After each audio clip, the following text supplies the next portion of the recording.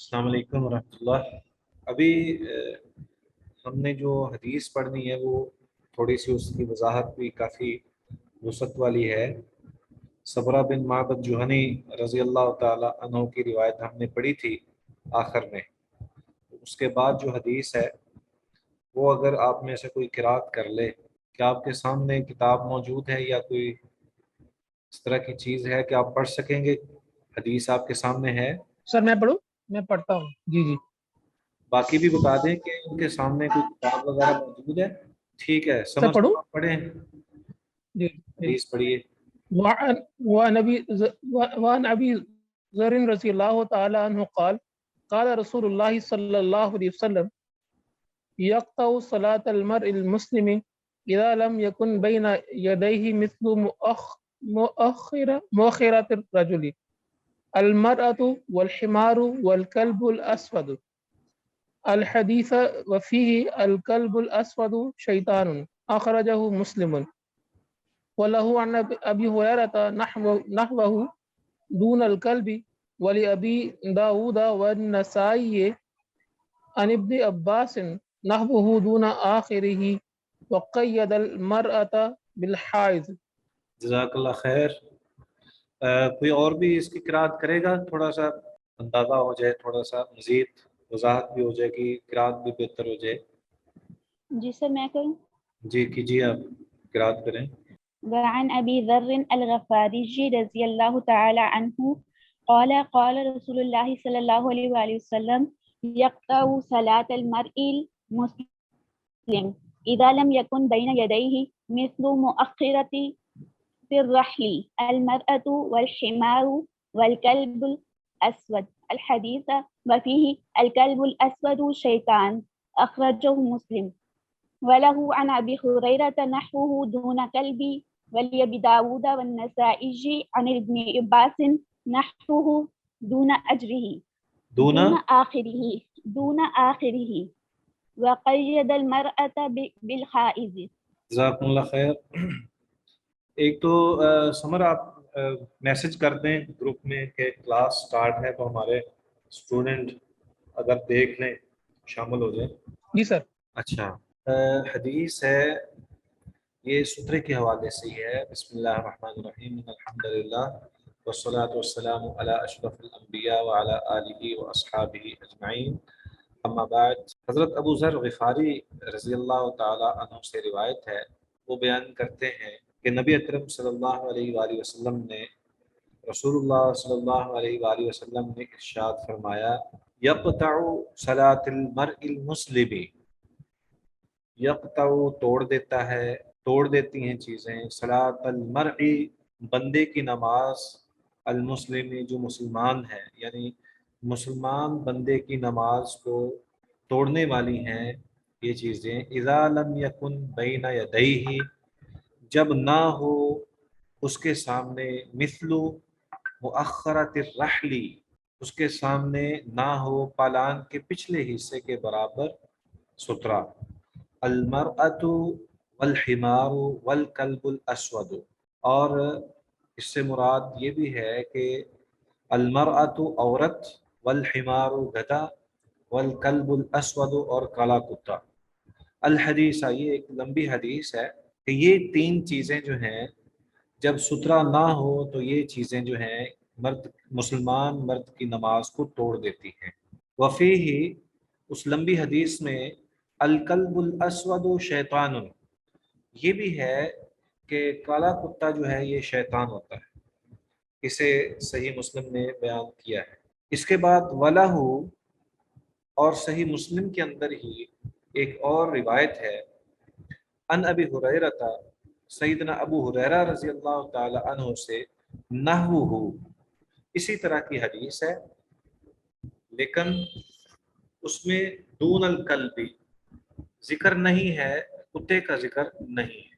ولی ابی داود والنسائی، اور ابو داود اور نسائی کے اندر ہے، ابن عباس رضی اللہ تعالی عنہ سے روایت ہے، وہ بھی اسی طرح کی ہی روایت ہے، دون آخری ہی، سوائے اس کے کہ جو آخر میں الفاظ ہیں وہ یہ ہیں، وقید المرأۃ بالحائض، تو اس کے اندر اس بات کی قید بھی لگائی گئی ہے کہ مرأہ سے مراد یعنی عورت کے گزرنے سے مراد یہ بھی ہے کہ عورت وہ جو کہ حائضہ عورت ہو. حائضہ عورت جو ہے وہ اگر گزرے گی یعنی بالغہ عورت جو ہے وہ جب گزرے گی تو وہ نماز توڑے گی. اگر بچی وغیرہ کوئی ہو چھوٹی، جیسے امامہ بنت زینب رضی اللہ تعالی عنہ کو نبی صلی اللہ علیہ وسلم اٹھا لیا کرتے تھے، بٹھا دیا کرتے تھے، تو اس سے نماز نہیں ٹوٹتی تھی. تو اگر کوئی ایسی خاتون ہو جو کہ زبائش و رائش کے ساتھ اور بالغہ ہونے کی صورت میں وہ سامنے سے گزرے تو اس بنا پر جو ہے اس کی نماز جو ہے وہ ٹوٹ جائے گی. میں دوبارہ اس کا ترجمہ کرتا ہوں. وعن ابی ذر الغفاری رضی اللہ تعالی عنہ، حضرت ابو ذر غفاری رضی اللہ تعالی عنہ سے روایت ہے، قال وہ بیان کرتے ہیں، قال رسول اللہ صلی اللہ علیہ وآلہ وسلم، رسول اللہ صلی اللہ علیہ وآلہ وسلم نے ارشاد فرمایا، یقطع صلاۃ المرء یقطع صلاۃ المرء المسلم، توڑ دیتی ہے مسلمان مرد کی نماز، اذا لم یکن بین یدیہ مثل مؤخرات الرحل، جب اس کے سامنے اونٹ کے پالان کے پچھلے حصے کی مانند لکڑی نہ ہو، یعنی سترہ نہ ہو. تو توڑنے والی کون سی چیزیں ہیں؟ یہ ایک لمبی حدیث ہے، اس میں یہ بیان کیا گیا ہے، المرأۃ والحمار والکلب الاسود، عورت، گدھا اور کالا کتا. یہ ایک لمبی حدیث ہے. وفیہ، اور اس حدیث میں اس بات کا اظہار بھی ہے، وضاحت بھی ہے، الکلب الاسود شیطان، کہ کالا کتا جو ہے وہ شیطان ہے. اخرجہ مسلم، اس حدیث کو صحیح مسلم کے اندر بیان کیا گیا ہے. وَلَهُ، اور صحیح مسلم کے اندر یہ بھی ہے، ان ابی ہریرہ رضی اللہ تعالی عنہ، حضرت ابو ہریرہ رضی اللہ تعالی عنہ سے اسی طرح کی روایت ہے، دون الکلب، جس میں کتے کا ذکر نہیں ہے. ولی ابی داود والنسائی عن ابن عباس نحوہ، جبکہ سنن نسائی اور سنن ابی داود کے اندر ابن عباس سے اسی طرح کی روایت ہے، دون آخری ہی، وقید المرأة بالحائض، اس حدیث کے اندر اس بات کا تذکرہ ہے کہ جو عورت گزرنے والی ہے وہ ہو جو نماز توڑنے والی ہے وہ ہے جو بالغہ ہے، حائضہ ہے. اس حدیث کے اندر بہت ساری وضاحت بالکل واضح ترین ہے، لیکن اس حدیث کے اندر تھوڑی سی ائمہ اور فقہا کے اندر اختلاف کی وجہ بھی ہے. تو ان میں ایک پہلی بات تو یہ ہے کہ کیا سترہ جو ہے یہ فرض ہے یا یہ فرض نہیں ہے. اس حدیث سے یہ ثابت ہوتا ہے کہ سترہ فرض ہے، کیونکہ اگر سترہ جو ہے وہ فرض نہ ہوتا تو اتنی تاکید نہ کی جاتی اور ان چیزوں سے نماز نہ ٹوٹتی. دوسری بات یہ ہے کہ بعض اوقات بعض جو ہیں وہ یہ کہتے ہیں کہ سترہ فرض نہیں ہے، کیونکہ اگر سترہ فرض ہوتا تو ان تین افراد کی قید لگانے کی ضرورت نہ پڑتی، بلکہ ویسے ہی بتا دیا جاتا کہ سترہ جو ہے وہ ہونا چاہیے اور یہ لازمی امر ہے. تیسری چیز یہ ہے کہ اس میں یہ جو تینوں چیزوں کا تذکرہ ہوا ہے، کیا اس حوالے سے یہ بات کوئی ایسی حدیث موجود ہے کہ جس سے یہ محسوس ہو کہ یہ ان میں سے کوئی ایک چیز گزری ہے تو اس کی بنا پر نماز ٹوٹی ہے؟ تو اس سلسلے میں یہ بھی تھوڑا سا وضاحت کی ضرورت ہے. تو بہرحال یہاں پہ جو تفصیل موجود ہے اس میں یہ ہے کہ اس کی وجہ سے، سترہ نہ ہونے کی وجہ سے نماز کی برکت ختم ہو جاتی ہے، یا اس کا خشوع خضوع ختم ہو جاتا ہے بندے کا، یا پھر یہ ہے کہ اس کا اجر جو ہے وہ کم ہو جاتا ہے. اسی طرح اس حدیث کے اندر یہ جو الفاظ ہیں، الکلب الاسود شیطان، یہ جو صحیح مسلم کی روایت ہے جس میں الکلب الاسود شیطان کا تذکرہ ہے، کہ اس میں اس کی وجہ کیا ہے؟ اس کی وجہ یہ ہے کہ کالا کتا جو ہے اس کے اندر بہت زیادہ ایسی شیطانی وصف ہوتا ہے جس کی وجہ سے وہ کسی بھی وقت کسی انسان کو تکلیف دے سکتا ہے، جبکہ نبی اکرم صلی اللہ علیہ وآلہ وسلم سے اس سے ہٹ کر بھی، اس روایت سے ہٹ کر بھی روایت موجود ہے جس میں آپ صلی اللہ علیہ وسلم نے کالے کتے کو قتل کرنے کا حکم دیا ہے۔ ایک تو یہ حکم دیا گیا کہ مدینہ کی حرم کے اندر سے کالے کتے کو کتوں کو باہر نکال دیا جائے، اور دوسرا یہ بیان کیا گیا کہ کالا کتا جو ہے یہ دراصل شیطان ہے اور اس کو قتل کیا جائے، یہ بھی حدیث موجود ہے۔ تو اس بنا پر یہاں پر اس سلسلے میں تھوڑی سی وضاحت بھی ہے کہ کالا کتا اس کے اندر شیطانی وصف موجود ہے، اور یہ سیدنا ابو ہریرہ رضی اللہ تعالی عنہ کی روایت سے ظاہر ہوتا ہے۔ اس میں ایک جو ہے دون القلبی، اس عبارت سے یوں بھی ظاہر ہوتا ہے کہ سیدنا ابو ہریرہ رضی اللہ تعالی عنہ کی جو روایت ہے اس میں نحوہ دون القلبی کے، اس عبارت سے یہ بھی ظاہر ہوتا ہے کہ حضرت ابو ہریرہ رضی اللہ تعالی عنہ کی جو روایت ہے اس میں عورت اور گدھے کا ذکر موجود ہے، جبکہ کالے کتے کا ذکر موجود نہیں ہے۔ لیکن دیگر حضرات یہ کہتے ہیں کہ صحیح مسلم کے تمام نسخوں میں اس بات کا تذکرہ موجود ہے کہ جس میں کتے کو شیطان اور کالے کتے کو شیطان کہا گیا ہے۔ بہرحال سترے کی مشروعیت کے حوالے سے جو اصل بنیاد ہے وہ یہ ہے کہ اگر سترہ موجود ہو تو اس سے نمازی کا خشوع خضوع برقرار رہتا ہے، اور دوسری بات یہ ہے کہ شیطان وسوسے نہیں ڈال سکتا، یا اگر وہ وسوسے ڈالے تو اس سے ثواب کم نہیں ہوتا۔ اور نبی اکرم صلی اللہ علیہ وآلہ وسلم نے ایک دوسری روایت کے اندر اس کا یہ اظہار فرمایا ہے کہ سترہ جو ہے یہ شیطان سے بچنے کا ذریعہ ہے، کیونکہ اگر سترہ موجود ہو تو اس کے بعد اگر کوئی بھی چیز گزرے تو اس کی نماز باطل نہیں ہوتی، اور دوسرا یہ ہے کہ اس کے خشوع خضوع میں فرق بھی نہیں پڑتا۔ اس بات میں علماء کا اتفاق بھی موجود ہے۔ دوسری بات یہ ہے کہ جیسا ہم نے شروع میں سوال کیا گیا تھا ہم سے کہ کیا سترہ جو ہے وہ تمام کے لیے ضروری ہے یا کسی ایک کے لیے خاص ہے، یعنی اگر امام کھڑا ہو تو امام جو ہے وہ اگر نماز پڑھا رہا ہے تو اگر اس کے سامنے سترہ ہے تو کیا مقتدیوں کے لیے ضروری ہے یا نہیں ہے؟ تو اس میں یہ بات واضح ہے کہ اگر امام کے سامنے سترہ موجود ہو تو مقتدیوں کے سامنے سترہ رکھنے کی ضرورت نہیں ہے، کیونکہ امام ہی ان کا سترہ ہوتا ہے۔ اسی طرح اس بات میں تین موقف بھی موجود ہیں کہ جن سے یہ ثابت ہوتا ہے کہ بعض لوگ نماز باطل ہونے کا کہتے ہیں، بعض لوگ کہتے ہیں کہ اس کی وجہ سے اگر یہ چیزیں گزر جائیں تو پھر نماز کے اندر خشوع خضوع باقی نہیں رہتا، اور نماز جو ہے اس میں اس کے ثواب میں اور اجر میں کمی واقع ہو جاتی ہے۔ اور اسی طرح یہ بھی ہے کہ جو کہتے ہیں کہ اس سے نماز ٹوٹ جاتی ہے، وہ کہتے ہیں کہ ایک دوسری روایت ہے اس کے مطابق یہ ہے کہ نماز ٹوٹ جاتی ہے، وہ روایت بھی ضعیف ہے۔ تو بہرحال اس میں تھوڑی سی وضاحت کی ضرورت ہے۔ ایک حدیث ہم نے پہلے پڑھی تھی جس میں نبی اکرم صلی اللہ علیہ وآلہ وسلم رات کی نماز پڑھا کرتے تھے، تو سیدہ عائشہ رضی اللہ تعالی عنہا وہ آپ کے جائے نماز یعنی آپ کے قبلے کی جانب بیٹھی ہوتی، تو آپ نے جب سجدہ کرنا ہوتا تو آپ وہاں پہ اس کو سیدہ کو اشارہ کرتے اور وہ اپنی ٹانگیں سمیٹ لیتی، اور پھر بعد میں وہ دوبارہ پسار لیتی ٹانگیں۔ تو اس سے یہ ثابت ہوتا ہے کہ ایسی عورت جو کہ زبائش والی ہو، آرائش والی ہو، اور وہ باپردہ نہ ہو، تو ایسی عورت سے نماز ٹوٹتی ہے۔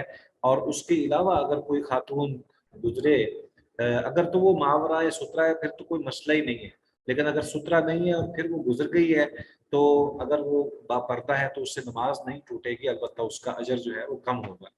اس سلسلے میں سیدہ عائشہ رضی اللہ تعالی عنہ سے بھی ایک روایت ہے کہ نبی اکرم صلی اللہ علیہ وسلم نے جب اس حدیث کا تذکرہ فرمایا تو بعد میں سیدہ عائشہ رضی اللہ تعالی عنہ سے کسی نے پوچھا کہ کیا عورت کے گزرنے سے نماز ٹوٹ جاتی ہے؟ تو اماں جی فرمانے لگیں کہ کیا تم لوگوں نے عورت کو کتے اور گدھے کے مطابق سمجھ لیا ہے؟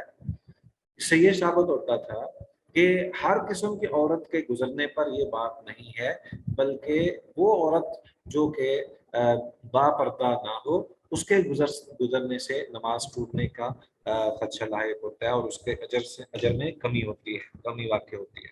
تو بہرحال یہ ایک وضاحت موجود ہے۔ پہلے یہ کہ کیا یہ نماز ٹوٹ جاتی ہے سترے کے نہ ہونے کی وجہ سے، اور اگر سترا نہیں ہے تو کوئی گزرے تو کیا نماز ٹوٹ جاتی ہے؟ تو اس کا ایک یعنی کچھ لوگ جو ہیں وہ اس بات کے قائل ہیں، وہ کہتے ہیں کہ واقعی نماز جو ہے وہ ٹوٹ جاتی ہے، اور یہ ظاہری طور پر اس حدیث سے جو مفہوم لیا جاتا ہے اس سے یہی دلیل ثابت ہوتی ہے کہ سترہ جو ہے یہ فرض ہے اور اس کے بغیر نماز نہیں ہوتی۔ دوسرا موقف یہ ہے، وہ کہتے ہیں کہ نماز ٹوٹتی نہیں ہے، البتہ اس کے اجر میں اور اس کے خشوع اور خضوع میں فرق آ جاتا ہے، اور اس میں کوئی فرق یعنی اس میں نماز نہیں ٹوٹتی، نماز جو ہے وہ جاری رہے گی۔ اور اس میں ایک حدیث بیان کی جاتی ہے کہ لا یقطع الصلاۃ شیء، کہ کوئی بھی چیز جو ہے نماز کو توڑنے والی نہیں ہے۔ تیسرا وہ موقف ہے جو اس حدیث کو بنیاد بنا کر کہ لا یقطع الصلاۃ شیء کو ہی بنیاد بناتے ہیں، لیکن وہ یہ کہتے ہیں کہ اس سے واقعی کوئی فرق نہیں پڑتا، تو انسان کا اگر دھیان جو ہے وہ نماز کی طرف ہے، توجہ اس کی صحیح ہے، تو اس پہ پھر کوئی حرج نہیں ہے۔ تو یہاں پہ اس حدیث کے اندر یعنی اس حدیث کو پہلے تو 3 راویوں نے بیان کیا ہے۔ سیدنا ابو ہریرہ رضی اللہ تعالیٰ عنہ سے روایت ہے، دوسرے نمبر پر سیدنا ابن عباس رضی اللہ تعالیٰ عنہ سے روایت ہے، اور اسی طرح ابو ذر غفاری رضی اللہ تعالیٰ عنہ سے روایت ہے۔ دوسرا یہ ہے کہ یہ ایک مفصل اور لمبی حدیث ہے جو صحیح مسلم کے اندر موجود ہے، جبکہ ابو داود اور نسائی کے اندر بھی اس حدیث کا تذکرہ موجود ہے۔ اس حدیث کے اوپر کافی تفصیل بھی بیان کی گئی ہے مختلف علماء کی طرف سے، جس سے یہ ثابت ہوتا ہے کہ ان کی کچھ وجوہات ہیں۔ یعنی اگر اس حدیث کو ایک سائڈ پہ رکھا جائے تو مختلف انداز سے دیگر روایات سے ہمیں یہ بات سمجھ آتی ہے کہ یہ جو تینوں چیزیں ہیں، بعض اوقات بعض کیفیت کے اندر یہ شیطانی صورت اختیار کرتے ہیں، یعنی ان کے اندر شیطانی وصف پایا جاتا ہے۔ جیسا کہ نبی اکرم صلی اللہ علیہ وآلہ وسلم سے حضرت جابر رضی اللہ تعالی عنہ سے روایت ہے، صحیح مسلم کے اندر مرفوعاً روایت ہے کہ عورت جب آتی ہے تو بصورت شیطان آتی ہے، اور جب واپس جاتی ہے تب بھی شیطان کی صورت میں جاتی ہے۔ یہ ایسی حالت میں ہے کہ جب عورت جو ہے وہ مکمل طور پر با پردہ نہ ہو، اور اس کے یعنی اس کے اوصاف میں شیطانیت جو ہے وہ ٹپک رہی ہو۔ دوسری گدھے کے حوالے سے بھی روایت موجود ہے جو سنن ابی داود کے اندر ہے کہ گدھے کی آواز کے متعلق وارد ہے کہ گدھا جو ہے شیطان کو دیکھ کر آواز نکالتا ہے، اور جیسا کہ قرآن مجید کے اندر بھی سورہ لقمان کے اندر اللہ تبارک و تعالیٰ نے بھی اس بات کا تذکرہ فرمایا ہے کہ سب سے بری جو آواز ہے وہ گدھے کی آواز ہے۔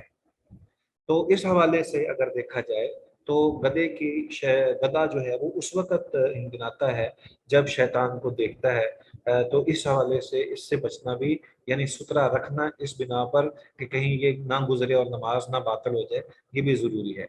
اور جہاں تک کتے کا تعلق ہے تو اس میں حدیث الکلب الاسود الشیطان کی وضاحت بھی موجود ہے، البتہ جیسا میں نے پہلے ذکر کیا ہے کہ نبی اکرم صلی اللہ علیہ وآلہ وسلم نے حرم مکی اور مدنی میں جو کالا کتا ہے اس کو قتل کرنے کا حکم دیا ہے، اور کہا ہے کہ یہ شیطان ہے، اور اس کی کچھ اور نشانیاں بھی بیان کی ہیں ایک دوسری حدیث کے اندر کہ جس کتے کے آنکھ کے اوپر دو کالے جو دو نقطے ہوں، دو نقطوں جیسی چیز ہو، تو وہ شیطان ہوتا ہے، وہ کتا نہیں ہوتا۔ تو اس لیے اس بات کو سمجھنے کی ضرورت ہے کہ اگر اس حدیث کو ہم مان لیں، اس حدیث کو بالکل درست مان لیں، اس کے علاوہ بھی دیگر روایات سے بھی یہ بات ثابت ہوتی ہے کہ نبی اکرم صلی اللہ علیہ وآلہ وسلم نے مختلف اوقات میں مختلف ان کی کیفیتوں کی وجہ سے اور ان کی حالتوں کی وجہ سے اور ان کے وصفوں کی وجہ سے ان کو شیطان سے مشابہت قرار دیا ہے، شیطان کے مشابہ قرار دیا ہے۔ تو اس لیے اگر یہ چیزیں نمازی کے سامنے سے گزریں اور نمازی کے سامنے سترا بھی نہ ہو، تو اس بنا پر ہمیں چاہیے کہ ہم نماز جو ہے وہ دہرا لیں، تاکہ ہماری نماز باطل نہ ہو، اس حدیث کو سامنے رکھتے ہوئے۔ البتہ بعض ائمہ جو ہیں وہ اس بات کی طرف جیسے کہ ہم نے یہ پہلے ذکر کیا ہے کہ اس کے 3 موقف ہیں، لیکن احوط موقف یعنی بہتر موقف اور راجح ترین موقف یہی ہے کہ اگر چند خصوصیات کی بنا پر اگر جو کالا کتا ہے وہ گزرتا ہے یا عورت ہے وہ با پردہ اور با حجاب نہیں ہے اور وہ گزرتی ہے، اور اسی طرح گدھا جو ہے وہ اگر گزرتا ہے تو اس کی وجہ سے نماز باطل ہو جاتی ہے، تو نماز جو ہے وہ دوبارہ پڑھنی چاہیے۔ یہی اس کا مقصد ہے۔ اس حدیث کو اس باب کے اندر ذکر کرنے کا جو مقصد ہے بنیادی طور پر وہ سترے کی اہمیت کو واضح کرنا ہے کہ سترہ جو ہے یہ لازمی طور پر ہونا چاہیے، اور چونکہ سترہ جو ہے یہ نبی اکرم صلی اللہ علیہ وآلہ وسلم نے اس کا بہت زیادہ اہتمام فرمایا ہے اور اس کا حکم دیا ہے، اور اس کے بارے میں باقاعدہ طور پر اس چیز کا جو ہے لوگوں کو اس کی طرف توجہ دلائی ہے، اور خود صحابہ اکرام رضوان اللہ علیہ مجمعین بھی اگر مسجد میں بھی نماز پڑھتے تو جب سنتے پڑھنی ہوتی تو وہ حدیث میں آتا ہے، روایت میں آتا ہے کہ صحابہ جو ہیں وہ ستونوں کی طرف لپکتے، یعنی وہ سترے کی تلاش میں ہوتے۔ تو اس بنا پر جو ہے وہ سترہ جو ہے وہ ضرور اختیار کرنا چاہیے، اور یہ فرض ہونے کے مشابہ ہے۔ دوسری بات، ایک ہم نے گزشتہ جو ہمارا لیکچر تھا اس کے اندر اس بات کا تذکرہ کیا تھا کہ نمازی جو ہیں وہ مسجد کے اندر خام خواہ جس طرح ہم گڑے ہوئے کچھ سترے جو ہیں وہ رکھے جاتے ہیں تاکہ ہم نماز ادا کریں، تو اس بنا پر اس کی کیا وجہ ہے؟ پہلی بات تو یہ سمجھ لینی چاہیے کہ دور نبوی میں نبی اکرم صلی اللہ علیہ وآلہ وسلم نے جس بات کی طرف زیادہ لوگوں کو توجہ دلائی تھی وہ یہ تھی کہ نفلی نماز جو ہے وہ گھر کے اندر اس کا اجر زیادہ ہے، اور ایک دوسری روایت کے اندر بھی یہ آتا ہے کہ نبی اکرم صلی اللہ علیہ وسلم نے فرمایا کہ اپنے گھروں کو قبرستان نہ بناؤ اور گھروں میں نماز ادا کیا کرو، یعنی نوافل اور سنتیں جو ہیں وہ گھر پڑھنے کا اہتمام کیا جاتا تھا۔ تو اس کے لیے صحابہ کے حوالے سے آپ دیکھتے ہوں گے کہ بعض صحابہ جو ہیں وہ جب نماز ختم ہو جاتی تو وہ انتظار کرتے رہتے یہاں تک کہ نبی اکرم صلی اللہ علیہ وآلہ وسلم خود اپنی جگہ سے اٹھ جاتے تو پھر وہ اٹھتے، وگرنہ وہ وہیں پہ بیٹھے رہتے۔ اور ان میں سے یہ بھی اگرچہ موجود ہے کہ جو وہیں پہ رہنے والے ہیں یعنی اصحاب صفہ وغیرہ اور دیگر کچھ صحابہ جو ہیں وہ وہیں پہ چونکہ رہائش پذیر ہوتے تھے اس بنا پر وہیں وہ ستونوں کو تلاش کرتے اور نماز ادا کرتے، لیکن اس کا مطلب یہ نہیں ہے کہ گھروں کے اندر نماز زیادہ تر پڑھی جاتی یا زیادہ، البتہ چونکہ صحابہ کو اس بات کا ادراک تھا اور علم تھا کہ ہم نے نوافل اور سنتیں جو ہیں وہ گھر میں ادا کرنی ہیں، اس بنا پر یہ بھی بات سمجھ آتی ہے کہ نماز کے اندر نبی صلی اللہ علیہ وسلم نے بطور خاص ستروں کا جو دور حاضر کے مطابق جس طرح ہم اہتمام کرتے ہیں کہ گھڑ کر رکھ لیے جاتے ہیں ایسا اہتمام نہیں فرمایا تھا۔ تو یہ پورا جو اس موقع پر جو ہمارے سامنے روایات ہیں وہ اس بات کی دلیل ہیں کہ سترے کی اہمیت اور اس کی فرضیت جو ہے اس میں کوئی دوسری بات نہیں ہے، دوسری رائے نہیں ہے، تو ہمیں اس کا بھرپور اہتمام کرنا چاہیے۔ ٹھیک ہے، اس بارے میں کوئی سوال ہے تو آپ پوچھ سکتے ہیں۔ سر اس میں سوال یہ ہے کہ آپ نے فرمایا کہ جو سترہ ہے اس کی فرضیت میں کوئی دو رائے نہیں ہے، اس سے کیا مراد ہے؟ فرضیت سے مراد یہ ہے کہ اس کی جس طرح یہ چیزیں جو 3 چیزیں موجود ہیں نا ہمارے سامنے کہ جس میں یہ واضح کر دیا گیا کہ نماز باطل ہو جاتی ہے، اگر تو یہ کیفیت ہے تو پھر تو واقعی سترہ جو ہے وہ فرض ہونے کی طرف جو ہے وہ بات، اور کچھ علماء کہتے ہیں کہ یہ فرض کے طور پر ہے، ٹھیک ہے، اور اس کی وجہ یہی ہے کہ نماز باطل ہو جاتی ہے اگر یہ 3 چیزیں گزریں، ٹھیک ہے، یہ ایک موقف ہے۔ اور اس میں اجر کے کم ہونے کا اور خشوع خضوع ختم ہونے کا اس پر تمام علماء کا اجماع بھی موجود ہے کہ اس سے انسان جو ہے اگر کوئی نماز پڑھا تو اس کے سامنے سے انسان یا حیوان گزرے تو اس کا خشوع خضوع کم کرتا ہے اور نماز جو ہے اس میں اجر میں کمی واقع ہوتی ہے۔ تو اس سے یہ بھی ثابت ہوتا ہے کہ اس کی اہمیت بہت زیادہ ہے۔ ٹھیک ہے، ٹھیک ہے سر گھر میں نماز پڑھتے ہوئے سترے کا اہتمام سے مراد یہی ہے کہ دیوار سامنے ہو یا اس طرح کی چیزیں، یا اس میں بھی خاص طرح جس طرح مسجد میں سترے گھڑ کے رکھے ہوتے ہیں اس کی ضرورت تو نہیں ہے نا؟ دیکھیے اس میں نا گھروں کے اندر بعض اوقات اہتمام کیا جاتا ہے اس بات کا کہ ہم نماز جو ہے وہ بطور خاص ایسی جگہ مقرر کی ہوتی ہے کہ ہم نے فلاں جگہ نماز پڑھنی ہے، اور اس میں یہ لحاظ کیا جاتا ہے کہ سامنے جو ہے وہ دیوار وغیرہ موجود ہو، اور ہمارے جو آج کل تو میٹ ہیں جو دوسرے جائے نماز وغیرہ بنائے جاتے ہیں، تو اس سے پہلے جو ہم جو خواتین تھی بطور خاص ان کے لیے ایک لکڑی کا بنایا جاتا، تو اس میں سترے کا اہتمام بھی ہوتا تھا۔ تو بہرحال اگر گھر میں بھی نماز پڑھنی ہے تو سترہ لازمی ہے، اور اسی طرح اگر فضا میں یعنی صحرا کے اندر نماز پڑھنی ہے تو اس موقع پہ بھی سترہ جو ہے وہ لازمی ہے۔ البتہ یہ شروط نماز کے ساتھ دیکھیں نا، اس کو امام صاحب نے حافظ ابن حجر رحمہ اللہ نے اس کو کہاں پہ ذکر کیا ہے؟ شروط نماز کے ساتھ اس کا تذکرہ کیا ہے۔ تو شروط نماز میں سے بہت اہمیت ہے اگر اس چیز کا بھی خیال رکھا جائے کہ نماز جو ہے وہ باقاعدہ طور پر صحیح طور پر ادا کی جائے۔ ٹھیک ہے، کچھ اور؟ سر حرم میں بھی اس کا اہتمام ہوتا ہے؟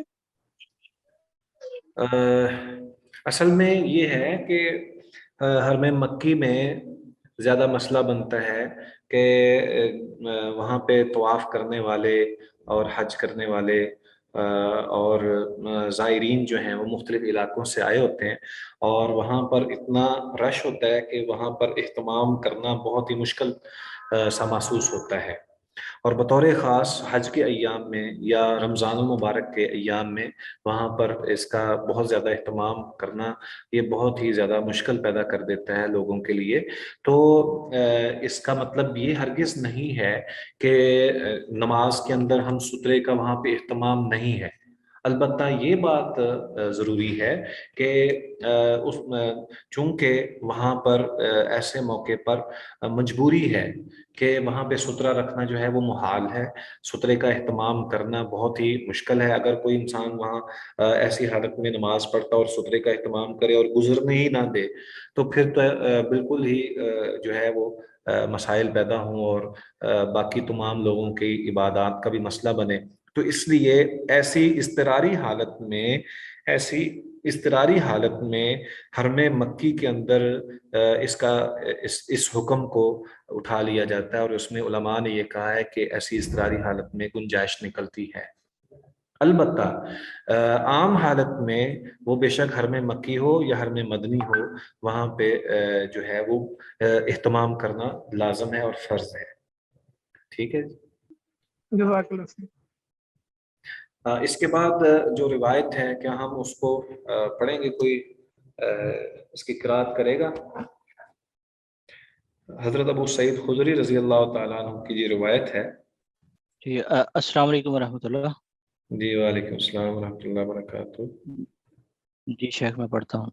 وعن ابی سعید الخدری رضی اللہ تعالی عنہ قال قال رسول اللہ صلی اللہ علیہ وسلم اذا صلی احدکم الى شیء یستر من الناس فاراد احد ان یجتاز بین یدیہ فلیدفع فإن ابا فلیقاتل فلیقاتلہ فإنما هو شیطان متفق علیہ وفی روایت فإن معه القرین۔ جی جزاکم اللہ خیر۔ اس حدیث میں دیکھیں کتنی وضاحت ہے اس حوالے سے، اور ہمارے لیے بہت ہی خوبصورت طریقے سے نبی اکرم صلی اللہ علیہ وسلم نے اس کو واضح کر دیا ہے، اور سترے کی اہمیت بھی اس سے دو چند ہو جاتی ہے۔ سیدنا ابو ہریرہ رضی اللہ تعالی عنہ سے روایت ہے، وہ بیان کرتے ہیں رسول اللہ صلی اللہ علیہ وآلہ وسلم نے ارشاد فرمایا اذا صلی احدکم الی شیء یسترہ من الناس، جب تم میں سے کوئی شخص سترہ کر کے نماز پڑھنے لگے، فاراد احد، اور چاہے کوئی ایک شخص ان یجتاز بین یدیہ، کہ وہ گزرنے لگے اس کے سامنے سے، فلیدفعہ، پس اس کو چاہیے کہ وہ اس کو روکے، فإن ابا، اگر وہ رکنے سے انکار کر دے، اگر وہ رکنے سے انکار کر دے فَلْيُقَاتِلْهُ، بس چاہیے کہ وہ اس کے ساتھ جھگڑا کرے، لڑائی کرے، یعنی اس کو زبردستی روکے. فَإِنَّمَا هُوَ شَيْطَانٌ، کیونکہ یہ شیطان ہے جو گزرنے والا ہے، جو زبردستی وہاں سے گزرنا چاہتا ہے. فَإِنَّمَا هُوَ، سوائے اس کے نہیں ہے کہ وہ شیطان ہے. متفق علیہ، صحیحین کے اندر یہ روایت موجود ہے. وفی روایت، اور ایک روایت میں یہ چیز موجود ہے فَإِنَّ مَعَهُ الْقَرِينُ، کہ اس کے ساتھ اس کا ساتھی شیطان ہوتا ہے، جس کی وجہ سے وہ باز نہیں آ رہا. یعنی وہ نمازی کے سامنے سے گزرنے کی بھرپور کوشش کرتا ہے اور اس کو روکا جاتا ہے تب بھی وہ نہیں رکتا. تو اس کا مطلب یہ ہوا کہ اس کے ساتھ کوئی، یا تو وہ خود شیطان ہے یا پھر اس کے ساتھیوں میں سے کوئی شیطان ہے. تو اس سے یہ ثابت ہوتا ہے کہ نبی اکرم صلی اللہ علیہ وآلہ وسلم نے زبردستی اگر کوئی پہلے تو یہ ہے کہ اگر کوئی شخص ویسے گزرنا چاہ رہا ہے اور اس کو اندازہ نہیں ہے تو آپ اس کو روکیں گے تو یہ رکاوٹ، روکنا یہ نماز کو توڑنے والی چیز نہیں ہے، بلکہ یہ عمل ہے، حکم ہے کہ آپ کے سامنے سے اگر کوئی شخص گزرنا چاہ رہا ہے تو آپ اس کو منع کر دیں. دوسری بات یہ ہے کہ اگر کوئی روکنے سے رک جائے تو ٹھیک ہے، لیکن اگر کوئی نہ رکے، زبردستی کرے، تو پھر اس کو زبردستی روکا جائے. اور پھر فَلْيُقَاتِلْهُ کے الفاظ کا مطلب یہ ہے کہ نبی اکرم صلی اللہ علیہ وسلم نے یہاں پر سختی کرنے کا حکم دیا ہے کہ وہ زبردستی اس کو روکا جائے. یہ نہیں ہے کہ وہ جو ہے وہ اس کو، اگر وہ دوبارہ کوشش کرے تو ٹھیک ہے، اب کیا کریں، اب جھگڑا کرنا ہے، ہم تو نماز پڑھ رہے ہیں، نہیں، بلکہ نبی اکرم صلی اللہ علیہ وآلہ وسلم نے سختی سے اس کو روکنے کا حکم دیا ہے.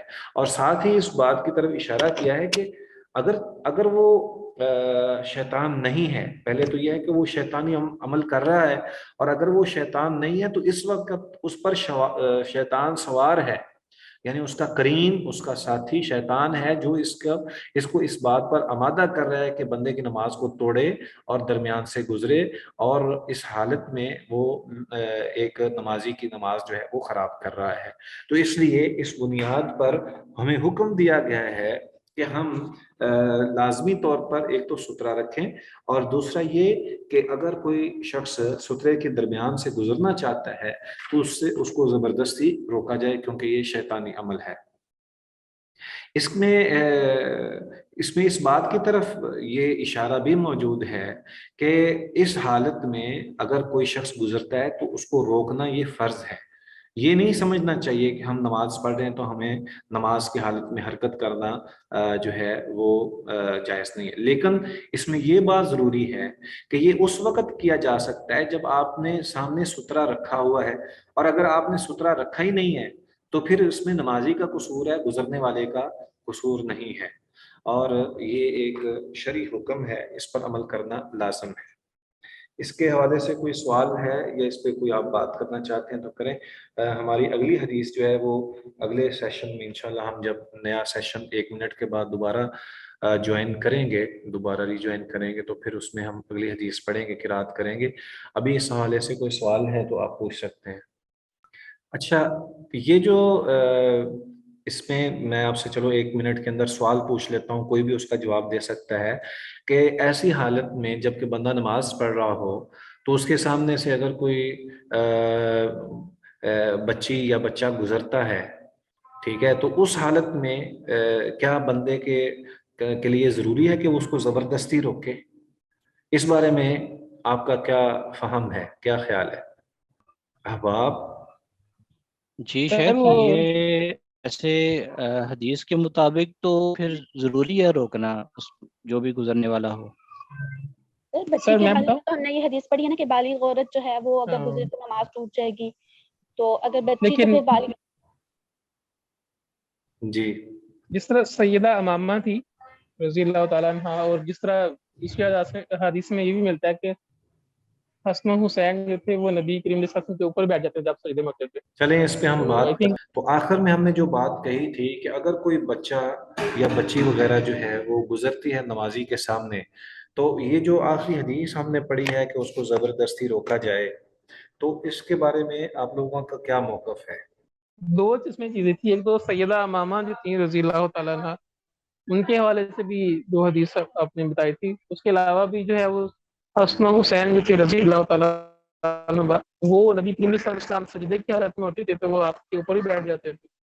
تو بچے کے میرا خیال ہے اس سے یہ ثابت ہوتا ہے، جزاکم اللہ خیر، اس سے یہ بات سامنے آتی ہے کہ یہ احادیث اور روایات جو ہیں یہ اس بنا پر ہیں. ایک تو جیسے پچھلے سیشن میں کسی نے ذکر کیا تھا کہ حدیث کے اندر اس بات کا تذکرہ ہے کہ جو عورت بالغہ ہو وہ گزرے اور اس حالت میں اس کی نماز ٹوٹے گی. دوسری بات یہ ہے کہ بچوں کے گزرنے سے نماز نہیں ٹوٹتی، کیونکہ نبی اکرم صلی اللہ علیہ وآلہ وسلم سے یہ عمل بھی خود ان سے ثابت ہے کہ وہ بچوں کو اٹھا لیتے تھے اور رکھ لیتے تھے.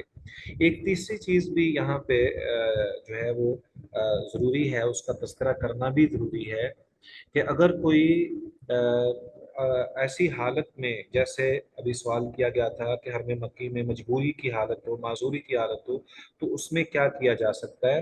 تو ایسی اضطراری حالت میں امت نے تھوڑی سی ریلیکسیشن دی ہے. اور ایک آخری چیز یہ ہے کہ سترہ رکھنے کے بعد کیا اس میں بالکل ہی انسان جو ہے وہ اس سے فرصت پا لیتا ہے کہ وہ جو چاہے سترے کے بعد جو ہے وہ کرتا رہے اور گزرتا رہے، اور وہ بے شک. تو اس حوالے سے میں نے ابتدا میں اس بات کا تذکرہ کیا تھا کہ سترہ رکھنے کا مطلب یہ نہیں ہے کہ آپ سترہ رکھ دیا تو اس کے سامنے سے جو مرضی بندہ کوئی کرتا رہے، تو نہیں، بلکہ اس کو احتیاط ضرور کرنی چاہیے کہ وہ بے شک سترہ رکھا ہوا ہے تو نمازی کے سامنے ایسا کوئی ایکشن نہ کرے جس سے نمازی کے خشوع و خضوع میں فرق پڑے. ٹھیک ہے، اور اس کے سامنے بالکل جو ہے وہ دھیان سے رہنا چاہیے. ایک آخری چیز جو ہے وہ اس حوالے سے کہ گزرنے سے مراد کیا ہے. بعض اوقات ایسا ہوتا ہے کہ ایک آدمی مسجد میں نماز پڑھ رہا ہے اور ایک شخص اس کے سامنے بیٹھا ہوا ہے. اب وہ جو شخص بیٹھا ہوا ہے، کیا اس کا پہلو بچا کر نکلنا، کیا یہ نماز توڑنے کے مترادف ہے یا اس حوالے سے کچھ نرمی موجود ہے؟ یہ بات سمجھنے کی ضرورت ہے. ہم نے پہلے ایک حدیث پڑھی ہے جس کے اندر جو ہے وہ اس بات کا تذکرہ تھا کہ نبی اکرم صلی اللہ علیہ وآلہ وسلم نے فرمایا کہ اگر کوئی شخص نماز پڑھ رہا ہو تو اس کو وہ انتظار کر لے، بے شک 40 کر لے. اور ایک روایت میں تھا کہ 40 سال تک اگر اس کو انتظار کرنا پڑے، وہ کھڑا رہنا چاہے تو اس کو کھڑا رہنا چاہیے، انتظار کرنا چاہیے یہاں تک کہ نمازی نماز ادا کر لے. تو یہاں پہ تھوڑا سا اس بارے میں دور حاضر میں مختلف علماء جو ہیں وہ اس بات کو زیادہ اہمیت نہیں دیتے. وہ یہ کہتے ہیں کہ مرار کا مطلب یا گزرنے کا مطلب یہ ہے کہ وہ بالکل اپوزٹ سائڈ میں جائے، یعنی نماز پڑھ رہا ہے تو اس کے سامنے سے اس حالت میں گزرے کہ وہ دائیں سے بائیں جانب یا بائیں سے دائیں جانب گزر رہا ہے. تو ایسی صورتحال میں جو ہے وہ نماز کو توڑنے کا موجب ہے. اور اگر کوئی شخص جو ہے وہ ایسی کیفیت اختیار نہیں کرتا بلکہ وہ سامنے بیٹھا ہوا ہے اور وہاں سے وہ پہلو بچا کر، جیسے کچھ لوگ آج کل جو ہے وہ نمازی جب نماز پڑھ رہے ہوتے ہیں تو سامنے سے پہلو بچا کر معمولی سا کترا کر نکل جاتے ہیں، گزر جاتے ہیں، تو کیا یہ طریقہ درست ہے یا نہیں ہے؟ تو اس حوالے سے بھی علماء میں آپس میں اختلاف موجود ہے. بہرحال حدیث اس بات کی طرف اشارہ کرتی ہے جس میں وہ 40 کا تذکرہ ہے کہ ہمیں ایسی حالت میں بھی انتظار کرتے رہنا چاہیے. ہمیں یہ جو نمازی کے سامنے ہم بیٹھے ہوتے ہیں تو ہم دائیں اور بائیں جانب سے کترا کر گزرنے کی کوشش کرتے ہیں، یہ بات درست نہیں ہے، بلکہ انتظار کرتے رہنا چاہیے یہاں تک کہ نمازی اپنی نماز کو مکمل کر لے. اور دوسری صورت میں بعض احباب جو ہیں، بعض علماء جو ہیں وہ اس طرف اشارہ کرتے ہیں کہ اس سے مراد جو ہے وہ یہ نہیں ہے کہ وہ بالکل عکس میں گزر رہا ہے، بلکہ وہ تو صرف ایک سامنے سے پہلو بچا کر نکل جاتا ہے اور اس نے جو ہے وہ نماز نہیں توڑی. تو بہرحال اس میں احتیاط کی ضرورت ہے. یہ موقف جو ہے کہ نماز اس میں فرق نہیں پڑتا، یہ بات درست نہیں ہے. انسان کو انتظار کرتے رہنا چاہیے یہاں تک کہ نمازی اپنی نماز کو مکمل کر لے اور وہ نماز پڑھ لے، تو پھر اس کے بعد جو ہے اس کو وہاں سے اپنی جگہ سے اٹھنا چاہیے. البتہ یہاں پر نمازی پر یہ فرض عائد ہوتا ہے، جیسا کہ ابھی پچھلی حدیث میں ہم نے سیکنڈ لاسٹ حدیث میں پڑھا ہے کہ نمازی کے اوپر یہ بات لازم ہے کہ وہ سترے کا اہتمام کرے. اب اس کو سترا جو ہے وہ اگر کوئی شخص بیٹھا ہوا ملتا ہے تو اس کو سترا بنا کر اس نے نماز شروع کر دی ہے، تو یہ ایک بات درست نہیں ہے. ہو سکتا ہے اس کو حاجت ہو اور اس نے گزرنا ہو یا اس نے وہاں سے اٹھنا ہو، تو ایسی صورت میں نماز پڑھنے والے کو احتیاط جو ہے وہ کرنی چاہیے کہ وہ لوگوں کے گزرنے والی جگہ پر نماز ادا نہ کرے. اور اس کی ایک اور بھی دلیل آپ کے سامنے ہم پہلے جو حدیث پڑھ چکے ہیں کہ جس میں نبی اکرم صلی اللہ علیہ وسلم نے رستے میں نماز پڑھنے سے منع فرمایا ہے. رستے میں نماز پڑھنے سے منع فرمایا. کیوں ایسا کیا ہے؟ اگرچہ وہ سترا ہی کیوں نہ رکھا ہوا ہو، تو رستے میں کیا نماز پڑھنا ٹھیک ہے، درست ہے. اس بارے میں بھی نبی اکرم صلی اللہ علیہ وآلہ وسلم نے منع فرمایا ہے. تو یہ ممانت کیوں تھی؟ اس کی بھی بنیادی وجہ یہی تھی کہ رستے کے اندر نماز پڑھنے سے گزرنے والوں کو تکلیف ہوگی. تو جب گزرنے والوں کو تکلیف ہوگی تو پھر ہم ایسی جگہ پر نماز پڑھنے کا اہتمام کریں جہاں پر گزرنے والوں کے لیے آسانی ہو. ایسا نہ ہو کہ مسجد میں ہم ایسی جگہ پر نماز پڑھیں جہاں سامنے سے نمازی گزرتے ہیں. اب ہوتا ہی ہے بعض اوقات کہ نمازی جو ہیں وہ آگے بیٹھے ہوئے ہیں اور پیچھے جو ہے وہ پچھلی صف میں ایک آدمی جو ہے وہ آ کر نماز شروع کر دیتا ہے اور باقی سارے ان کے لیے پریشانی بن جاتی ہے. تو ایسا نہیں ہونا چاہیے، سترے کا اہتمام ہونا چاہیے. ٹھیک ہے. اس کے بعد جو حدیث ہے سیدنا ابو ہریرہ رضی اللہ تعالی عنہ کی، کوئی اس کی قرات کرے گا؟ کیا آپ کو میری آواز آ رہی ہے؟ جی، حدیث نمبر ہے 185. حضرت ابو ہریرہ رضی اللہ تعالیٰ عنہ سے ہے، اذا صلی احدکم فلیجعل تلقاء وجہہ شیئا. یہ سترے کی سیکنڈ لاسٹ حدیث ہے آخر میں. یہ جنہوں نے پہلے پوچھا ہے وہ پڑھ لیں حدیث نمبر جس نے پوچھا ہے. وعن ابی ہریرہ رضی اللہ تعالی عنہ ان رسول اللہ صلی اللہ علیہ وسلم قال اذا صلی احدکم فلیجعل تلقاء وجہہ شیئا فإن لم يجد فلينصب عصا فإن لم يكن فليخط خطا ثم لا يضره من مر بين يديه. أخرجه أحمد وابن ماجه وصححه ابن حبان ولم يصب من زعم أنه مضطرب بل هو حسن. جزاک اللہ خیر. اللہ تعالیٰ آپ کے لیے آسانیاں پیدا فرمائے. اب دوسرا جس نے کہا تھا کہ میں پڑھنا چاہ رہی ہوں وہ کون ہے؟ وہ پڑھ لیں. جی میں پڑھتی ہوں. جی. وعن ابی ہریرہ رضی اللہ تعالی عنہ ان رسول اللہ صلی اللہ علیہ وآلہ وسلم قال اذا صلى احدكم فليجعل تلقاء وجهه شيئا فإن لم يجد فلينصب عصا فإن لم يكن فليخط خطأ ثم لا يضره من مر بين يديه.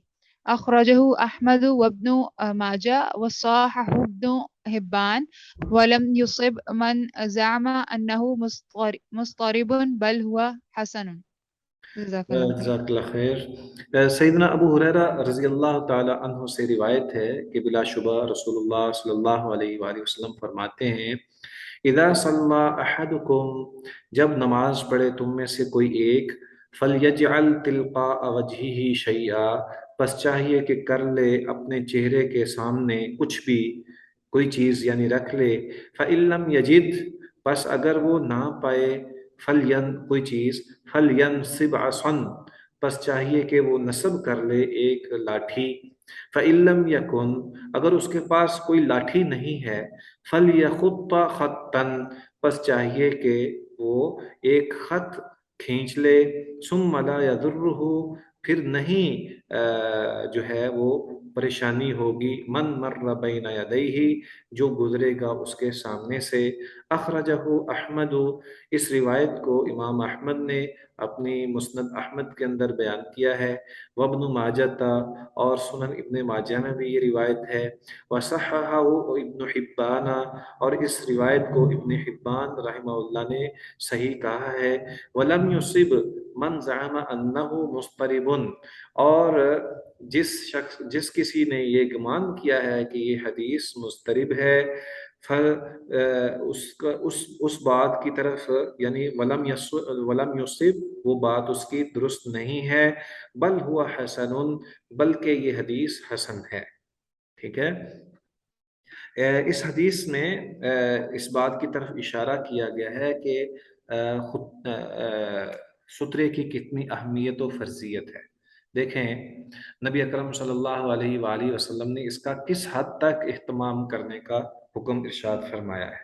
پہلی بات تو یہ ہے کہ اگر اتنا زیادہ اہتمام کا حکم نہ ہوتا یا اتنی زیادہ اس کی اہمیت نہ ہوتی تو پھر خط کھینچنے کی کیا ضرورت تھی؟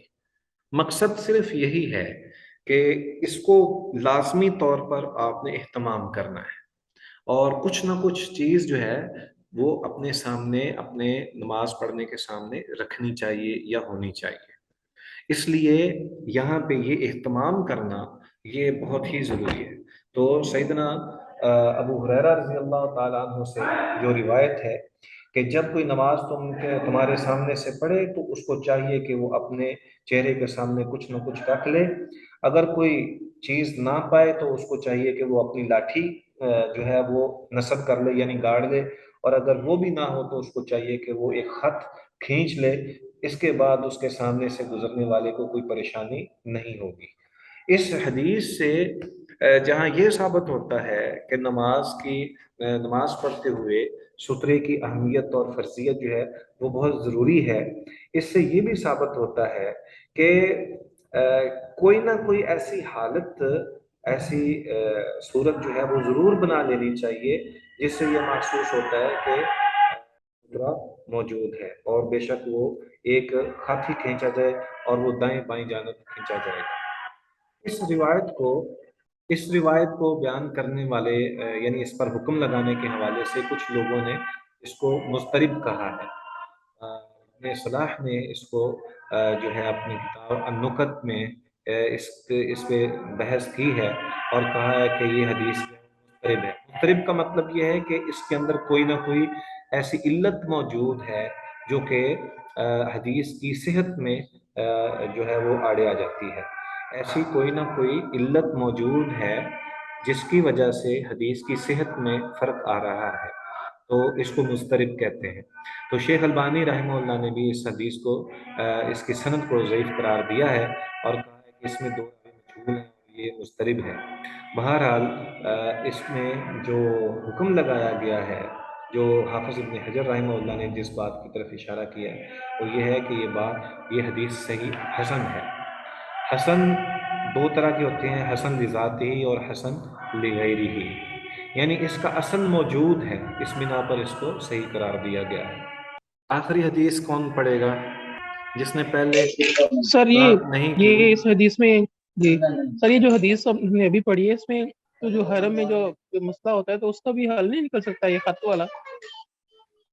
میرے بھائی یہ سترے کی بات ہو رہی ہے، یہ سترے کی بات ہو رہی ہے، تو سترہ جو ہے وہ اور چیز ہے، اور وہاں پر مطلب سترہ کچھ بھی رکھا جا سکتا ہے، اور حرم کی جو کیفیت آپ نے بیان کی ہے وہ تو ایسی مجبوری ہے نا جس میں اہتمام کرنا مشکل ہو جاتا ہے، یعنی وہ اتنا سامنے فاصلہ ہی بعض دفعہ نہیں رہ جاتا کہ بندہ سترہ رکھ سکے۔ خط کھینچنے سے مراد یہ ہے کہ دائیں اور بائیں جانب جیسے ایک لائن لگا دی جاتی ہے، وہ جیسا کہ صحرا کے اندر اگر ہے تو وہ جو ہے وہ وہاں پہ ایک لائن کھینچ دے، یہ بھی کافی ہے۔ ہاں جی ہاتھ کس نے بلند کیا تھا؟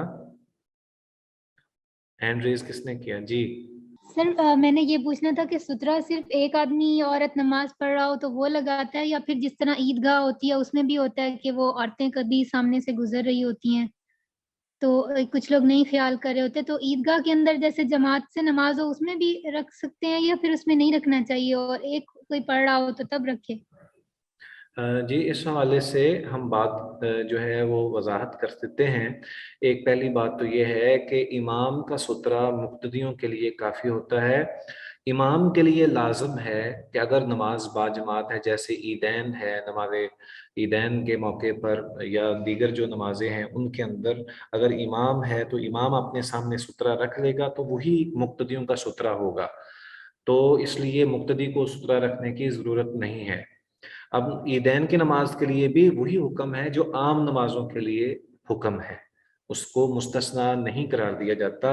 جیسے فریضے کی نماز کے اندر یہ فرض ہے، اسی طرح نوافل کی صورت میں بھی یہ فرض ہے اور یہ عام حکم ہے، یعنی آپ کوئی بھی نماز پڑھ رہے ہیں تو آپ کے لیے لازم ہے کہ آپ سترہ رکھیں، ٹھیک ہے جی۔ کچھ اور؟ سر امام تو آدمیوں والی سائڈ پہ ہوگا نا، وہ عیدگاہ میں علیحدہ وہ مردوں کے ساتھ ہوتی ہے نماز، لیکن عورتوں میں تو پھر پوری پورشن ہی علیحدہ ہوتا ہے، تو پھر بھی وہ امام والا سترہ ہی چلے گا یا پھر اس میں کوئی اپنا ہی رکھے گا؟ نہیں، امام کا ہی کافی ہے، چونکہ مقتدی وہ بے شک ایک پورشن الگ ہے اور وہ نماز الگ پڑھ رہی ہیں، لیکن وہ اقتداء تو اپنے امام کی کر رہی ہیں نا، تو امام جو نماز پڑھ رہا ہے وہی اس کے لیے، ان کے لیے بھی وہی سترہ ہوگا، اور خواتین کے لیے بھی علیحدہ اہتمام کرنے کی، چونکہ خواتین بھی مقتدیوں کی کنڈیشن میں ہیں، اس لیے ان کے لیے بھی وہی حکم ہے جو مردوں کے لیے ہے، تو اس لیے ان کو علیحدہ اہتمام کرنے کی ضرورت نہیں ہے۔ اس کے بعد والی حدیث کون قرات کرے گا بھائی؟ وعن أبي سعيد الخدري رضي الله تعالى عنه قال قال رسول الله صلى الله عليه وسلم لا يقطع الصلاة شيء وَادْرَؤُوا مَا اسْتَطَعْتُمْ۔ جی کوئی اور پڑھیں، کوئی اور پڑھے گا؟ السلام علیکم ورحمۃ اللہ۔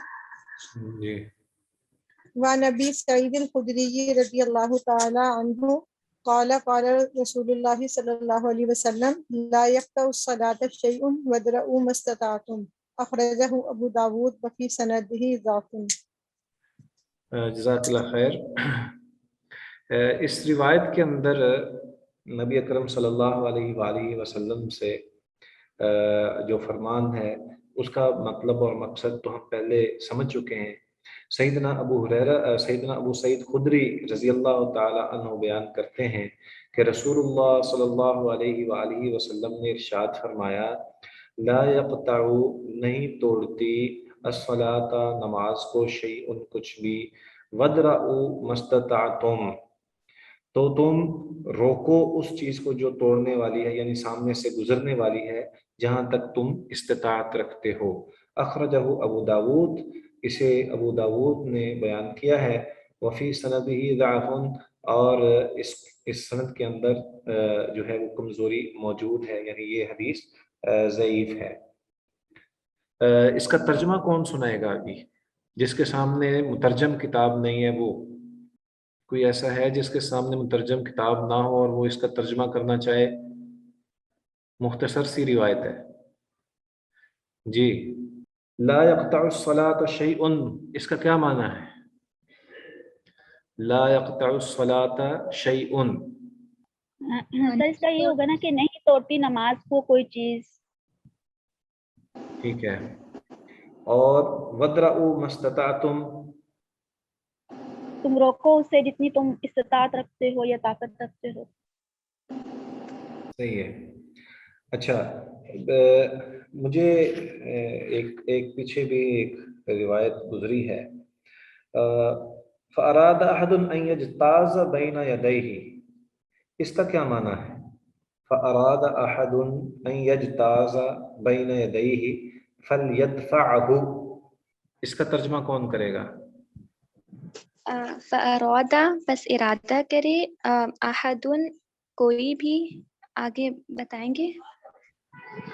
جی ان یجتاز بین یدیہ، ان یجتاز، یہ کہ यजताज़ा गुजरने लगे, गुजरने लगे बैन यदैहि आगे से, फलयदफ़अहु, उसको चाहिए वो दफा करे उसको। हाँ जी, माना तो ऐसा ही है कि उसको दफा कर दे, यानी उसको रोके।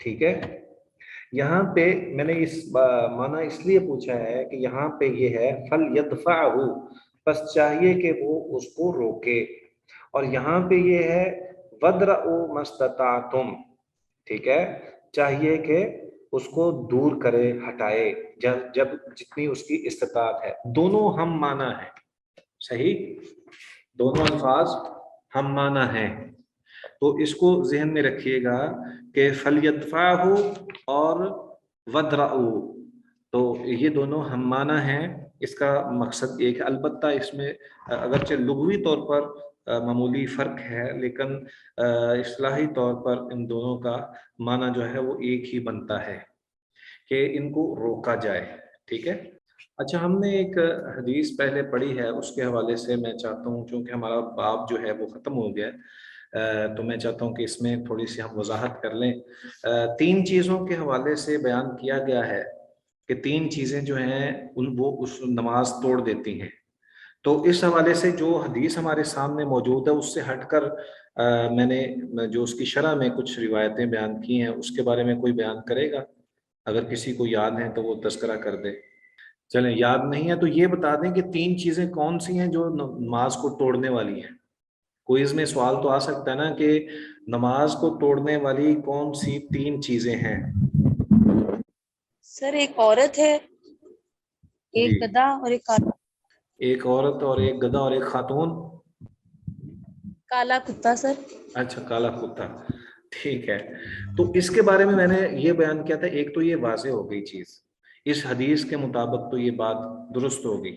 इससे हटकर कोई ऐसी निशानी बयान करें कि जिसकी वजह से इनको शैतान कहा गया है। सर इसमें बोलें, जिसने भी बोलना है। जी सर, अगर खातून हो तो वो तो ये है ना कि वो अगर ज़ेब ज़ीनत वाली हो तो वो शैतानी वस पैदा होता है, तो उसकी तवज्जो जो है वो बंदे की हट जाती है। और जो गधा है वो शैतान को देख के जो है वो हिनकिनाता है, और कुत्ता जो है वो काला कुत्ता, नबी करीम सल्लल्लाहु अलैहि वसल्लम ने उसे कत्ल करने का भी हुक्म दिया, और हरम मक्की से और हरम मदनी से निकालने का उसको हुक्म दिया, तो उसके अंदर शैतानी वस होता है, तो इस लिहाज से। ठीक है, जज़ाकुमुल्लाह खैर।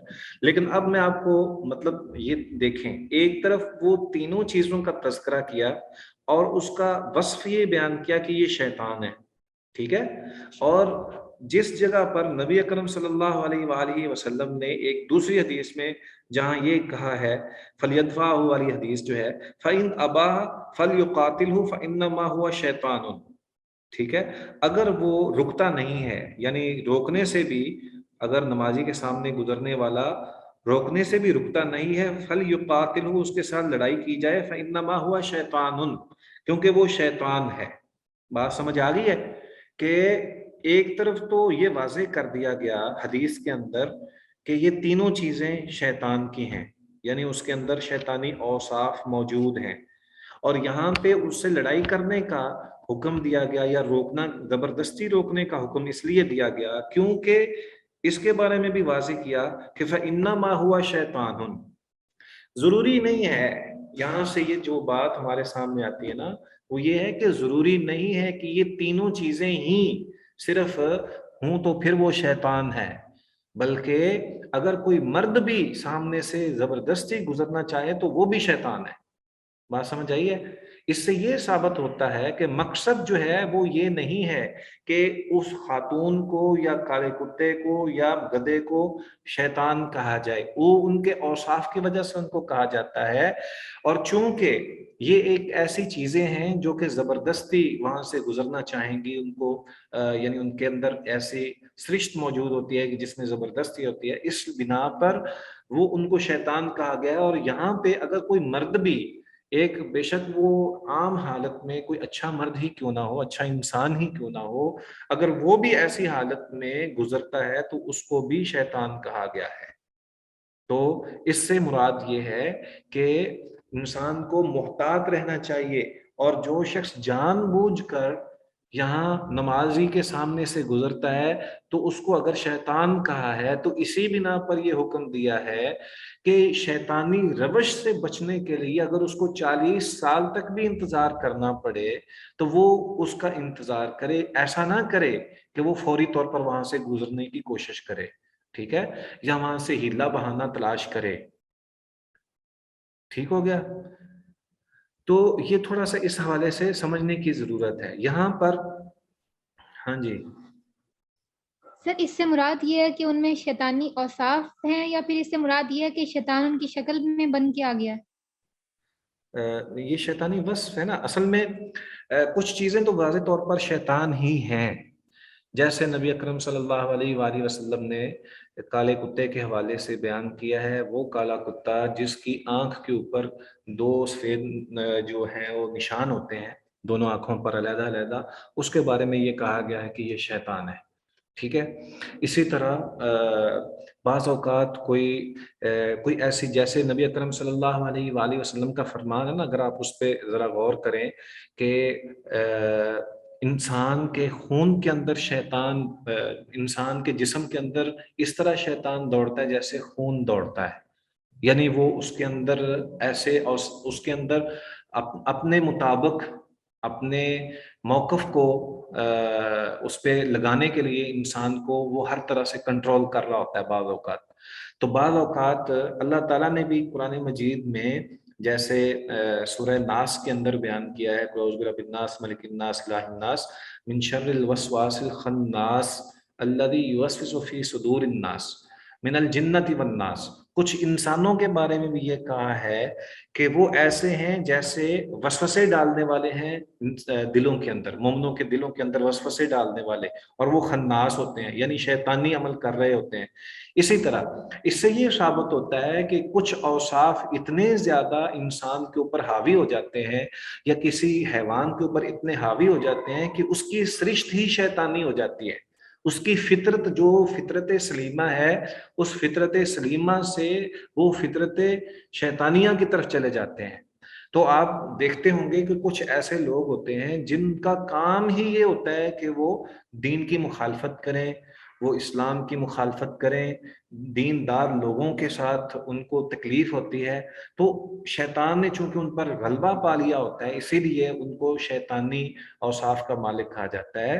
تو اس بنا پر ایسے لوگوں سے جو دین کے مقابل کھڑا ہو جائے, ایک تو یہ نا دیکھیں یہاں پہ جو حدیث ہے اس کے الفاظ پر بھی غور کرنے سے ہمیں یہ بات سمجھ آتی ہے کہ ایک شخص وہ ہے کہ جو غلطی کر رہا ہے اور اس پہ ندامت ہوتی ہے. ایک شخص وہ ہے جو غلطی کر رہا ہے, ندامت نہیں ہوتی, لیکن کبھی اللہ تعالیٰ اس کو ہدایت دیتے ہیں, وہ اس پر اصرار نہیں کرتا. ایک وہ ہے جو غلطی پر اصرار کرتا ہے. اب اس کے بعد ایک اور شخص ہے, یہ جو اصرار پر اصرار کرنے والا ہے یہ نمایاں نہیں ہوتا, چھپ کر غلطی کر رہا ہوتا ہے, یا اس کے دل میں ہوتا ہے کہ کسی کو پتہ نہ چلے. ایک شخص وہ ہے جو غلطی بھی کرتا ہے, اصرار بھی کرتا ہے, لوگوں کے اندر اس کو پھیلاتا بھی ہے. تو یہ شیطانی کام ہے, یہ کفریہ کام ہے, یہ اعلانیہ گناہ کرنا یہ اس سے بڑا گناہ ہے, یہ گناہ سے بھی بڑا ایک گناہ ہے. اسی طرح کچھ لوگوں کو ایک تو اعلانیہ جو ہے وہ گناہ کر رہا ہے, دوسرا اس سے بھی بڑا برا وہ ہے جو گناہ کی دعوت بھی دیتا ہے, یہ بھی اس سے بھی بڑا گناہ گار ہے. تو یہ درجہ بندی ہے ہر ایک انسان کے, یعنی جو اللہ تعالیٰ معاف کرے اور محفوظ رکھے شیطانی اعمال سے, کہ انسان کے اندر جو ہے ان کی طبیعتوں کے اندر یہ کچھ اوصاف پیدا ہو جاتے ہیں. کہیں کوئی انسان غلطی کرتا ہے اور وہ چھپ کر کرتا ہے, وہ نادم ہوتا ہے, وہ توبہ کرتا رہتا ہے, پھر غلطی کرتا ہے, پھر توبہ کرتا ہے, حتیٰ کہ وہ باز آ جاتا ہے. لیکن بعض اوقات بندہ باز نہیں آتا لیکن پھر بھی ندامت تو ہوتی ہے, وہ اللہ تعالیٰ اس کو بھی معاف کر سکتے ہیں, اس کو ہدایت دے دیتے ہیں. وہ بے شک عمر کے کسی حصے میں ہی کیوں نہ ہو, پکڑنا چاہے تو اللہ تعالیٰ کسی کو بھی پکڑ سکتے ہیں, لیکن بعض اوقات اللہ تعالیٰ کسی کو ہدایت دے ہی دیتے ہیں. اس کے بعد وہ شخص ہے جو ندامت اختیار نہیں کرتا, گناہوں پر اصرار کرتا ہے. یہ وہ لوگ ہیں جو کہ راہ ہدایت سے دور ہو جاتے ہیں, جن پر اللہ تعالیٰ پھر بعض اوقات دلوں پر مہر لگا دیتے ہیں. اور وہ شخص جو پھر اس کا اظہار کرے وہ پھر دین کی مخالفت میں آ جاتا ہے. اور جو مخالفت کر کے یعنی اظہار کر کے پھر اس کی دعوت دے، یہ سب سے بڑا گناہ ہے۔ یہ تو ایک طرف امر بالمعروف اور نہی عن المنکر ہے، اور ایک طرف امر بالمنکر اور نہی عن المعروف ہے، تو یہ اس طرف چلا جاتا ہے، اور یہ سب سے یہ شیطانی عمل ہے، اور یہ شیطان ہی کرتا ہے۔ جیسے جادوگر ہیں، جیسے شرک کرنے والے لوگوں کو دعوت دینے والے ہوتے ہیں، جیسے علماء سو ہوتے ہیں، یہ وہ لوگ ہوتے ہیں جن پر شیطان اپنا پورا جو ہے وہ حاوی ہو چکا ہوتا ہے۔ تو ایسے اگر ایسی صورتحال ہو کہ نماز کے دوران کوئی سامنے سے زبردستی گزرنے کی کوشش کر رہا ہے اور جھگڑنے کی کوشش کر رہا ہے، تو آپ سمجھ جائیں کہ یہ شیطانی ہے، شیطانی عمل کرنے والا ہے، اس سے بچنا ضروری ہے۔ ٹھیک ہے، کوئی اور سوال اس حوالے سے؟ سر اگر ایک نمازی نے سترہ نہیں رکھا اور کوئی اس کے سامنے لا کے رکھ دے تو اس سے اس کی نماز تو نہیں باطل ہوگی؟ نہیں، بلکہ اس نے ایک مستحسن عمل کیا ہے اور اس کا اس کو فائدہ ہوا ہے، اور یہ وہ کام جس نے نماز پڑھنی تھی اس کو کرنا چاہیے تھا، تو اب اس نے نہیں کیا تو دوسرے نے کر دیا، اس میں وتعاونوا علی البر کا اس نے جو ہے فائدہ دیا ہے، تو یہ تو بہت اچھی بات ہے۔ اسی طرح ہو جاتا ہے بعض اوقات ایک انسان جو ہے وہ گزرنا چاہتا بھی ہے، تو جو گزرنے والا ہے وہی اس کے سامنے سترہ بھی رکھ دے اور پھر گزر جائے، تو یہ بھی ٹھیک ہے، اس میں کوئی حرج نہیں ہے۔ ٹھیک ہے، جزاک اللہ خیر۔ ہاں جی، کوئی اور چیز، کوئی اور سوال وغیرہ؟ ہمارا یہ سیشن جو ہے دوسرا اختتام پذیر ہونے والا ہے، 2 منٹ باقی ہیں، اور اس کے بعد جو ہے وہ 8 منٹ بعد نماز کھڑی ہونی ہے، تو نماز کے بعد پھر ہم دوبارہ ریجوائن کریں گے یا کافی ہے؟ اس حوالے سے مجھے بتا دیجیے۔ سر آج کے لیے کافی ہے، اور سیشن یہاں پہ کلوز ہو رہا ہے، آپ کو اس کا کوئی بھی رکھوا لیں۔ ہاں جی ٹھیک ہے انشاءاللہ۔ اچھا، یہ سوال آیا ہے کہ کیا عورت کے لیے بھی وہی حکم ہے؟ ہاں بالکل وہی حکم ہے، مسلمان مرد کی نماز ٹوٹ جاتی ہے، اور اگر بالغ عورت گزرے کہ عورت کے لیے بھی یہی حکم ہے، تو بات بالکل درست ہے۔ اگر کوئی مرد ایسی حالت میں گزرتا ہے کہ جس سے عورت کے دل میں وسوسہ پیدا ہوتا ہے، اور مرد جو ہے وہ اس کا مقصد ہی عورت کی نماز کو خراب کرنا ہے، تو یہ بالکل اسی طرح ہی ہے، وہ بھی شیطانی عمل ہے، اس مرد کو روکنا چاہیے، اور اگر اس نے سترہ نہیں رکھا ہوا تو اس کو نماز دوبارہ پڑھنی چاہیے۔